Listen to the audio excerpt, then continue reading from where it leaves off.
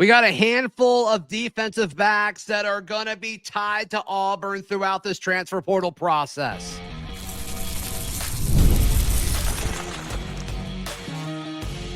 You are Locked On Auburn, your daily podcast on the Auburn Tigers. Part of the Locked On Podcast Network, your team every day.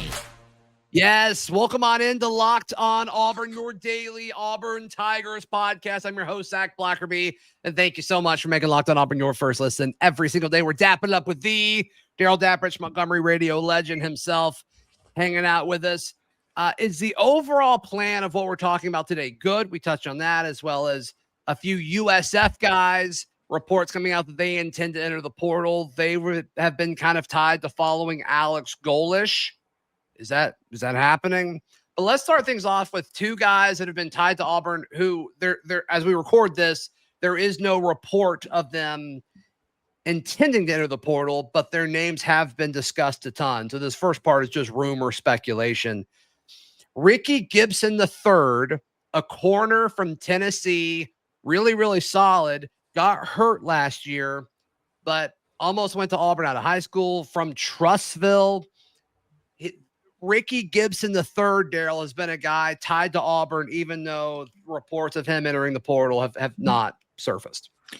I'm going to go ahead and put a disclaimer on this. I want to make sure people listen and understand this very closely. We are not saying that Auburn has reached out to them. We are not saying Auburn has contacted them or is tampering with them. What this is speculation from a lot of college football portal experts that do this for a living, and that it makes sense. They're connecting the dots. They hear buzz that so-and-so may enter the portal. And then step two is, if they do enter the portal, what would be potential soft landing spots? So that's all these first two are. They make sense. There's smoke that they could enter the portal, and we're saying they would make sense for Auburn. Okay, that's what we're saying. Gibson the third is... And let's do the other disclaimer. Okay. The portal doesn't open till the 2nd, so people are not actually in the portal. And also, if you enter the portal, yes, you can come back. All right, are we all good? Are those all the disclaimers? Are we good? All right, let's actually talk now. I feel like when the View has to come back from commercial, remember, and correct things like they've had to do a lot. So he has been described on numerous websites, including 247 and some of these other that follow college football, as a true lockdown corner. He had 2 pretty good years. I think he was an all-SEC freshman. But this last year, he hurt his knee or hurt himself against Syracuse in the opener and did not play the rest of the year. So similar to the running back we discussed yesterday, White from West Virginia, you roll the dice on somebody that's a little bit of supposed to be a cover corner, lockdown corner, if you don't know when they're fully 100% healed and healthy from an injury. Yeah. Talked to a few folks in Tennessee. They like him. They also feel, I don't know, there's differing reports and levels of confidence on if he is to stay or going to test the waters or not. So once again, pure speculation, but we'll see. Another one, Cormani McClain, was a top guy coming out of Florida, out of high school, went to Colorado, was not great at Colorado. That didn't really work out. Goes to Florida and was fine at Florida. Once again, another guy not in the portal, but if you guys remember, had Alex Dono, host of Locked On Canes, on the show, a few days ago, and we talked a ton about Coach DVD, DeMarcus Van Dyke, Auburn's new corners coach, and he was a big part of Cormani McClain's recruitment. It sounds like they have remained close. And you got to ask the question, okay, like Auburn is probably going to go after some corners. Does Cormani McClain make sense? And I do think that he does. He makes sense because of the connection there. Talent is not a question with this kid. Ceiling very, very high, very highly recruited. And floor is very low. Exactly. Yeah. Has attributes or skill sets that, obviously you can't teach. They're there. It's up to the right secondary coach to harness those to see if he could reach his potential. But as you know, we have also heard he's a little volatile. So I get tired a little bit of playing that game of, is he going to be here or is he not going to be here? Auburn's had some of that with, the past with some receivers and that kind of thing. I mean, the speculation, I guess in this day and age, no one's ever really locked in, but he is a little volatile. Sure. But like you mentioned to me before we pressed record, all the good corners are. It does seem like that. It does seem like that. But the talent level can't be denied. He's extremely talented. Yeah. So if you told me that Auburn brought those two guys in, I would feel better about it. I'd have plenty of questions still, but the upside would be tremendous in that room. Let's take a little bit of a snapshot here. So as we record this on Thursday afternoon, Kayan Lee, Champ Anthony, Rayshawn Pleasant, Kinsley Faustin, Blake Woodby, Donovan Starr, Devin Williams.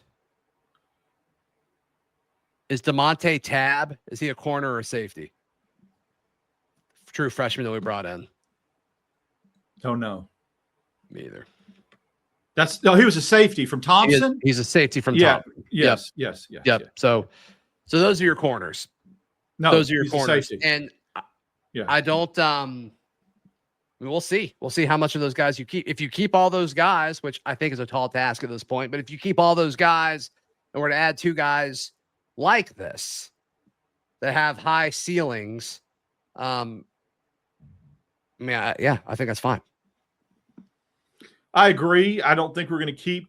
I think Auburn's going to keep all those guys. I'm really high on Woodby, very high on Woodby. I think he's a dude that can come in and play right away next year. Now, is he going to play at the level of a Crawford or a Lee? Don't know. He could play at the level of Kayan Lee last year. Yeah, he's very good. He'll be a sophomore. He played, everyone's really high on Donovan Starr. Pleasant showed flashes. He won Auburn a football game. Single-handedly probably won Auburn a football game. He's really the only guy that made a big play in a clutch moment. And he did. Yes. He was the only one who really did it, and he did it twice. Amen. There you go. So very high on him. Hate that Strader left. Would have been a great plan B for Crawford or Lee. He was very physical early on. He was very physical, but we didn't use him that way. No, they used him a lot in the Baylor game. And I was very impressed with him in the Baylor game because remember, Auburn's secondary was getting torched in the Baylor game. And Strader played better to me, eyeball test, than anyone else on the field because he was very physical with Baylor's receivers. And I think he had Trigg a couple times in the back of the end zone and looked like it could have been interference, Baylor fans booed or whatever. But he got really physical and broke it up. So I liked him, and then he just kind of fell off the map. Yeah. Yeah. And you always wonder, like, there's a bunch of stuff that we may never know that plays into that, right? Practices, workouts. Yeah, did he do something? You just never know. You never know. Right. But yeah, okay. So a little speculation. There are other defensive backs. I mean, everybody that enters the portal from USF is going to instantly be tied to Auburn, right? Two interesting names that we're hearing some smoke about. We jump on that in just a moment. Right here on Locked On Auburn. Today's show brought to you by our friends at Wayfair. Can you imagine looking around your home being like, I need last-minute holiday decor, or I need a last-minute gift? Can you imagine going anywhere other than our friends at Wayfair.com? No, absolutely not. They got a ton of stuff. I mean, you've nailed it. I think it might be a little late if you're looking for holiday decor. You may be a little bit behind the eight ball unless you're looking for New Year's items or Valentine's Day. But you're hosting, you need extra stuff on Christmas Day. I bet they can get it there in time. I bet they could. You're right. Yeah, I mean, you could just panic and do that panic shopping. Let's go. Yeah, that's right. They've got everything, like you said.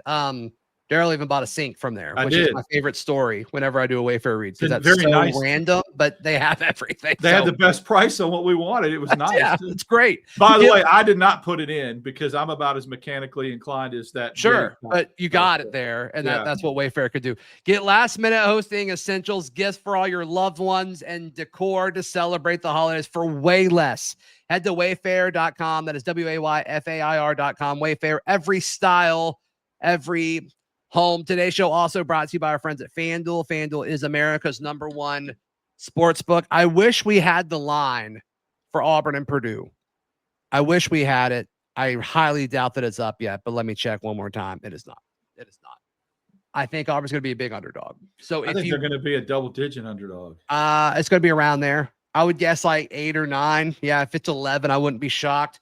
If you think, hey, Auburn's going to go up there and take care of business in Indy against a very good Purdue team, you think they're going to turn Purdue into Purdue, take the Auburn money line with our friends at FanDuel.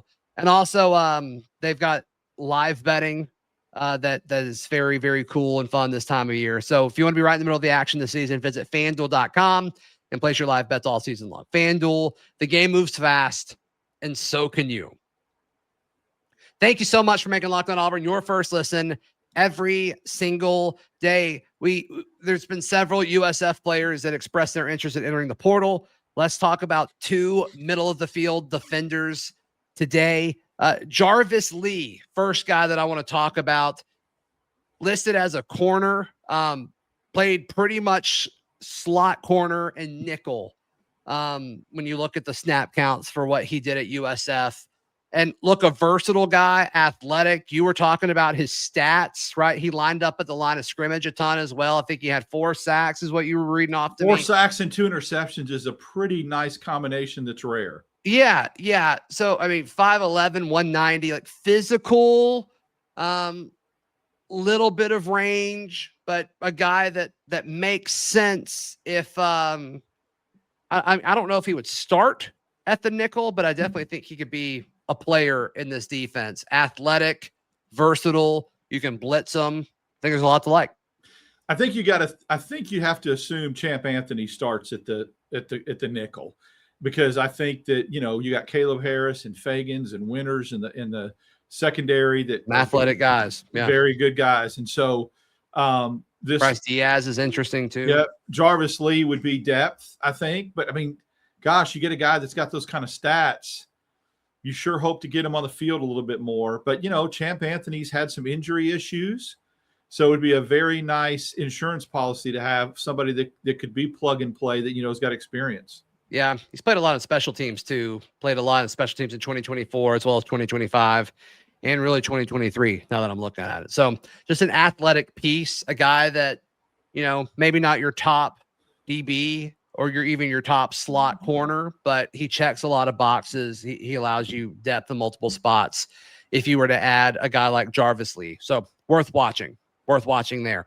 Another guy who expressed his interest in reports coming out that he intends to enter the transfer portal, once again, does not open till the 2nd. And yes, if somebody enters the portal, they can't come back. Of course, you're correct. Fred Gaskin, safety, and he played in the box a lot. Played some free safety, played off the line of scrimmage too, but they moved him into the box, which tells me, he's not afraid to hit you, really going to run support. And also if you're putting a guy in free safety, you feel good about his, at least his ability to cover the middle third of the defense. So once again, another guy that I think if he were to come in, I don't know if he starts for Auburn, but I do think he is a piece that would make the Auburn defense better. He's a guy that you mentioned is a box safety that you would want to maybe sometimes walk up to the line of scrimmage to stop the run.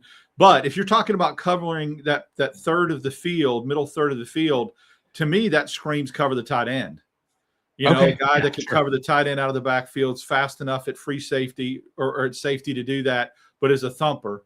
So, I mean, he can hit. There's no doubt about that. And I think that we've heard that Auburn coaches in the past were high on him for whatever reason. I think he was recruited by Auburn. But this one would make sense. This would make sense from a depth standpoint too. He's not going to go back there and beat out Winters or Fagans or Harris, but he could be somebody that you could put in the box and provide some depth. Yeah. Fred Gaskin, incredible name.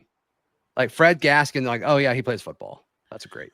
Well, if you paired him with Fame Ajaboy, the Minnesota running back, yeah, that would be the all-name team. Yeah, that'd be pretty sweet. Good. It's no Fame Ajaboy. That guy, like, that is a name. Goodness gracious. I would love to say that on the podcast next year. Maybe we'll get to. Fame scored 3 touchdowns. Sure. Yeah. Attaboy, Ajaboy. Like, come on. Goodness gracious. we got a lot. Yeah. Yeah. There's so much. We haven't scratched the surface. But yeah, 2 guys that I think will be tied to Auburn. is this good that anytime somebody enters the portal from South Florida, like we've got a lot of coaching staff from South Florida, a lot of off-field support staff from South Florida, and there's rumors and speculation that, our starting quarterback next year may be South Florida. These two defensive players that we just talked about. There's been talking about, some offensive linemen. I think there's a tight end that reportedly entered that people are excited about possibly coming here. Are we okay with having all this South Florida at the SEC level just like that in a snap? Is that good? I think it's worth asking the question.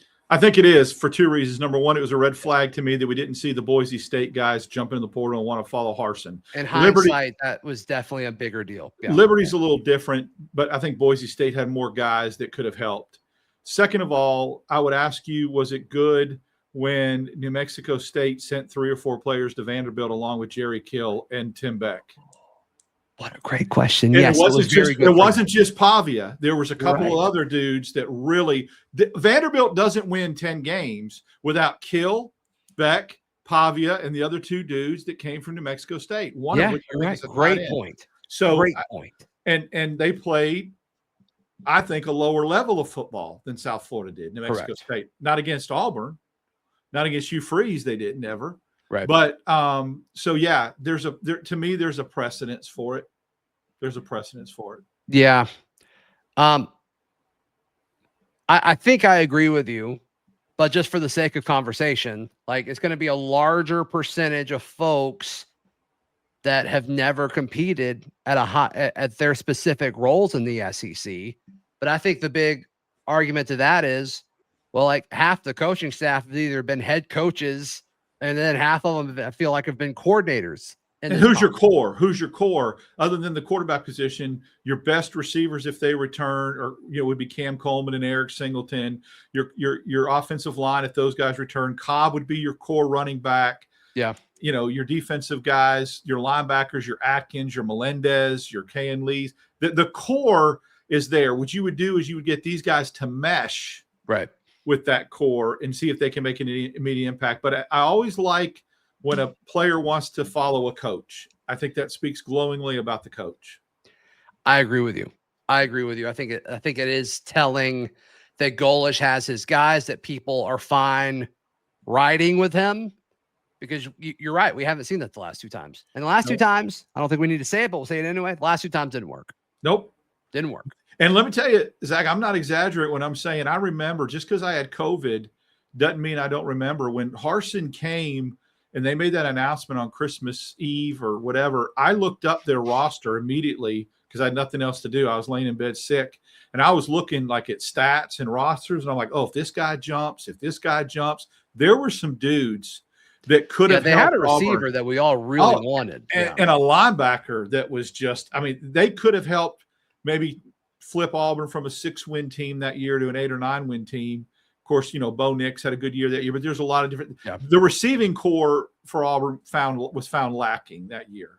Had potential with Johnson and Hudson and some of those guys, and Demetrius Robinson, was that his name, from Georgia? Yeah, from Georgia. He was actually decent. Yeah, he did play pretty good. So yeah, Toby Hudson, natural wide receiver. Yeah. First text I ever sent to one young Zach Blackerby. First text you ever sent? First text I ever sent you. How'd you get my number then? Because you were on the show. With the Max Roundtable, and you had me on to do the Alabama State Auburn crossover. We exchanged phone numbers for me to get with you on that. And so I was sitting in Jordan-Hare when Auburn was boat racing Mississippi State, the beginning of the end. And Kobe Hudson, I said, that was the beginning of the end. You're right. So there you go. A little historic background there. Yeah, there you go. Do we want to talk basketball? Yeah, we do. Yeah, I got some good information. Great.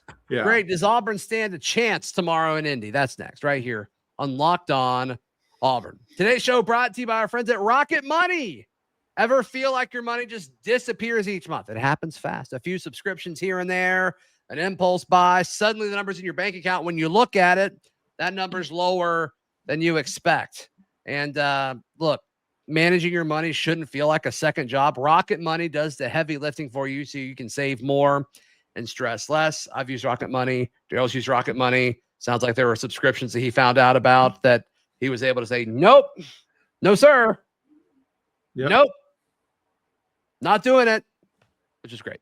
Take control of your finances and cancel your unwanted subscriptions with Rocket Money. Go to rocketmoney.com/lockedon today. That's rocketmoney.com/lockedon. rocketmoney.com/lockedon.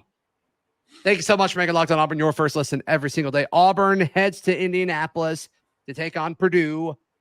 And Purdue, I think there was some talk a few weeks ago about how they didn't look great. They've looked pretty good as of late. They look like one of the better teams in college basketball. And Auburn has, like, we've seen different versions of Auburn where when they play a really good team like Houston or St. John's, or it's like, okay, yeah, this is the Auburn program we're used to watching. Even though they lost to Houston, we were all like, yeah, okay, we're okay though. And then obviously Michigan, Arizona, it's like, okay, we didn't even belong. We wasn't even close. Even when the scoreboard was close. It's just like, how long can we hold on for? I want to see what happens with Purdue. I do think there are some matchups that I'm very concerned about because I think all of these good teams, they're good around the rim, and we're not. We're not good around the rim. So I hope Steven challenged these guys and said, look, we're going to be limited in some things. You can't give up. You can't give up, all of these easy pass to the basket. That's the main thing I'm watching for tomorrow. There's a few factors, a few reasons why this game concerns me. There's a couple of things off the court. Obviously, going to Indianapolis is different than playing them in Birmingham. Mm-hmm. They are absolutely going to have a mat on for Auburn. Matt Painter is going to have them, licking their chops because of what Auburn did to them. Bruce saying what he said on Dan Dakich's show yesterday about beat the brakes off of them or whatever, not smart. Why do you want to do that to your son? That's child abuse.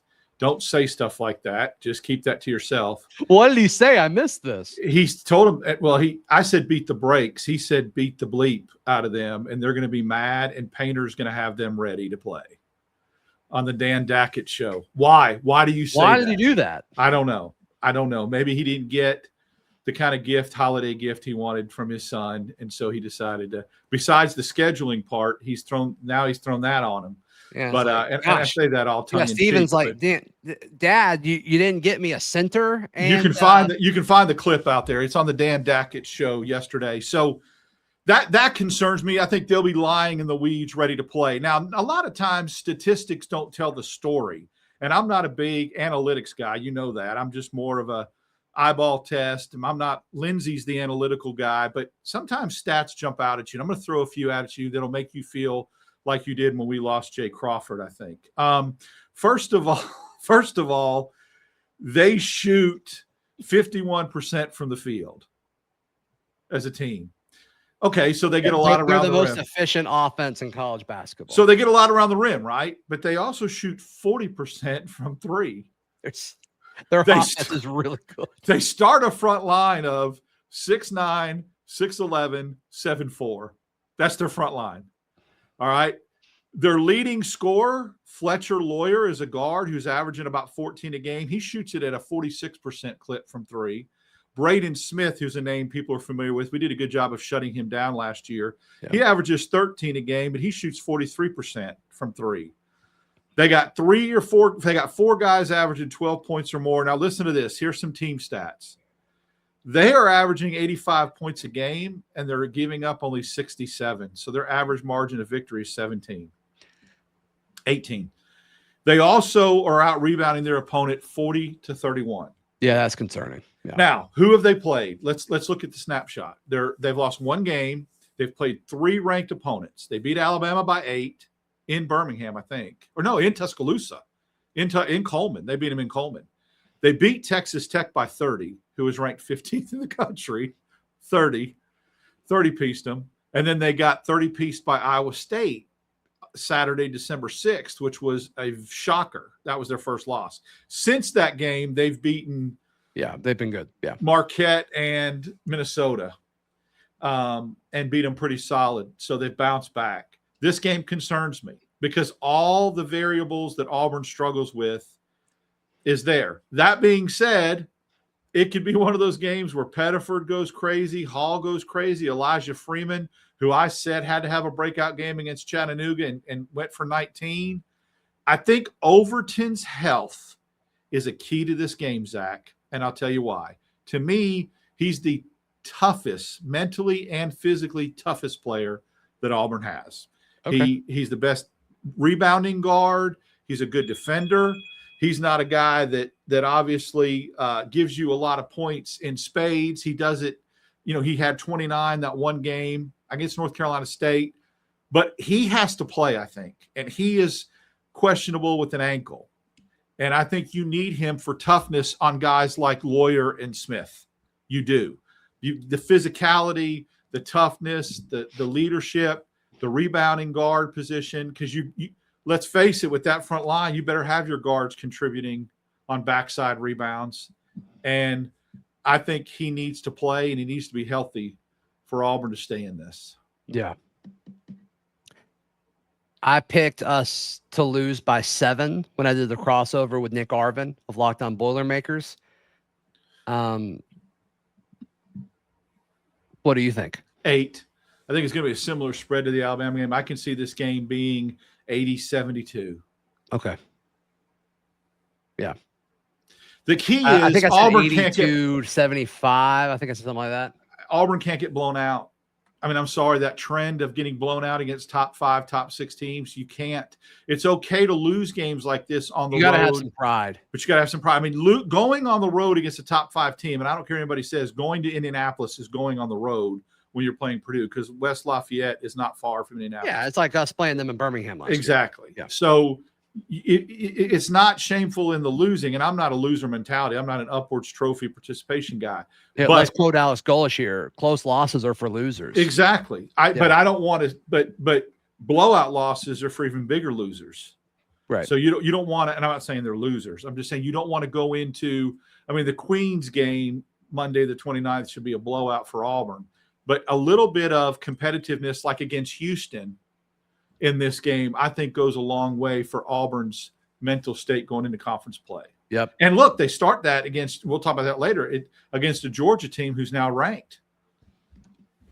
It's not right. It's not an automatic. Better than it's not an automatic W you used to get. You write that down. Oh, SEC W. It's not. Not anymore. Nope. Darrell, how can people check out everything you've got going on? Follow me on X, Dap6410, here with you, wherever you get your podcasts, and on YouTube twice a week, Sunday nights, 8, Barncast with you and Kyle, and then we'll do the post-game Saturday Night Live. Well, yep, we'll be live. Like Saturday Night Live, like not the show. No, not the show. We will be live on Saturday night. Please like the video. Please subscribe. And if you're tuning in on audio, please subscribe and leave us a review. Helps the show out a ton. We'll see you next time. This has been Locked on Auburn.